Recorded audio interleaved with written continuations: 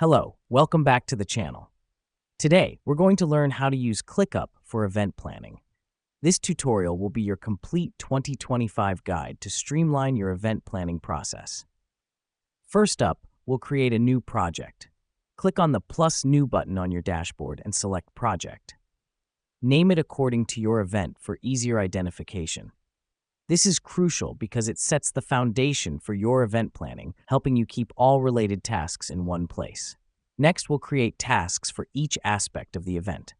Click on Add Task and fill in the details: task name, assignees, deadline, and priority. Repeat this for every task you need to manage your event. The reason we do this is to break down the event planning into manageable chunks and assign responsibility to team members. Now that we've done that, let's set up dependencies. Dependencies are tasks that rely on the completion of others. Under the Dependencies tab, link tasks that need to be completed in a certain order. This helps us coordinate tasks effectively and ensures the workflow progresses in the right order. The next step is to keep track of progress. You'll want to use the Gantt view for this. It gives you a visual timeline of your project, showing when tasks start, their duration, and when they're due. This is important because it helps you monitor progress and adjust plans as needed. Finally, it's time to set up notifications.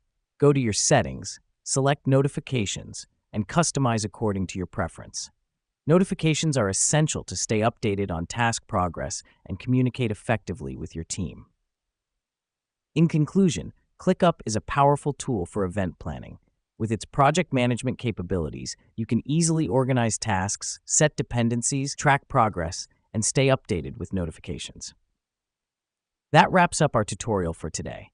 Remember, effective event planning is all about staying organized and communicating well, and that's precisely what ClickUp helps you do. Thanks for tuning in. Until next time.